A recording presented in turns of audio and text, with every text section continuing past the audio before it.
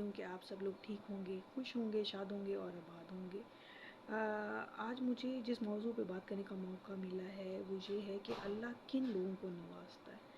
یاد رکھیے کہ اللہ ان لوگوں کو ہمیشہ نوازتا ہے جو اللہ کے شکر گزار ہوتے ہیں، جو اللہ کو یاد رکھتے ہیں۔ ان کے مرنے کے بعد بھی اللہ کی مخلوق ان کو یاد رکھتی ہے۔ یہ لا ہے اور یہ قانون ہے، یاد رکھیے گا۔ جو لوگ اللہ کی مخلوق کے لیے آسانیاں پیدا کر دیتے ہیں، خدا بھی ان کی زندگیوں میں برکتیں شامل کر دیتا ہے، ان کو نوازتا ہے کہ وہ لوگوں پر رحم کرتے ہیں۔ آپ نے دیکھا ہوگا کہ کئی لوگوں کو خدا بہت نوازتا ہے، بہت کچھ دیتا ہے، لیکن ان کے دل بہت ہی بخیل ہوتے ہیں اور وہ خدا کی راہ میں بھی خرچ نہیں کرتے، انسانوں کو تو دور کی بات، لیکن وہ خدا کی راہ میں بھی خرچ کرنا پسند نہیں کرتے۔ ان کو خدا اس لیے دیتا ہے کہ آزماتا ہے خدا اپنے بندے کو دے کر کہ وہ اللہ کے بندوں کے لیے آسانیاں پیدا کرتے ہیں یا ان پر سختی شروع کر دیتے ہیں۔ اب جو لوگ تو اس دولت کو کہتے ہیں نا دنیا تو فانی ہے، لیکن وہ اس دولت کو، دنیاوی دولت کو جمع کرنا شروع کر دیتے ہیں۔ آپ کو پتہ ہے کہ دنیاوی دولت کبھی بھی نہیں ٹکتی، یہ تو ہاتھوں کا میل ہے اور خرچ ہونے کے لیے بنی ہے۔ اگر تو آپ اس دولت کو سنبھال کے رکھیں گے تب بھی اس دولت سے کچھ حاصل نہیں ہونا، تو بہتر ہے کہ یہ اللہ کی مخلوق پر خرچ کر دی جائے۔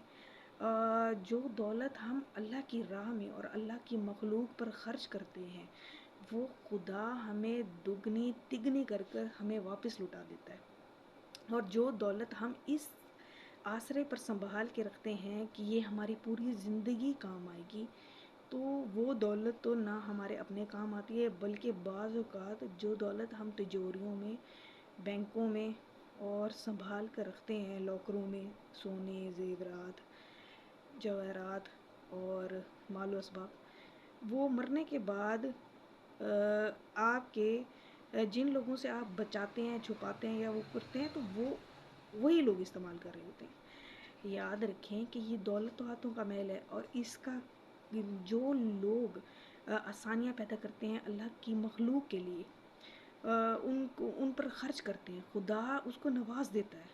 خدا دیکھتا ہے کہ وہ کتنی آسانی خدا کی مخلوق کے لیے کرتا ہے، تو خدا اس بندے کو نوازنا شروع کر دیتا ہے، اور جب وہ نوازتا ہے اور خود تو اس میں برکت پڑنا شروع ہو جاتی ہے، اور انہی گھروں میں برکت کا آپ دیکھ لیں کہ انہی گھروں میں سب سے زیادہ برکت ملے گی جو انسانوں کے لیے آسانیاں پیدا کرتے ہیں اور ان کے لیے راستے اور راہیں نکالتے ہیں۔ مثال کے طور پہ کہ اگر آپ کا کوئی بیٹا باہر کے ملک ہے، آپ نے اپنے گھر کے یا خاندان کے یا رشتہ داروں میں سے کسی کے بچوں کو باہر کے ملک بھجوا دیے کہ وہ کمائیں اور وہ بھی اپنے لیے کچھ جمع کریں یا اپنے گھر کو آسانی دے، تو سمجھے آپ نے ان کے لیے آسانی پیدا کی۔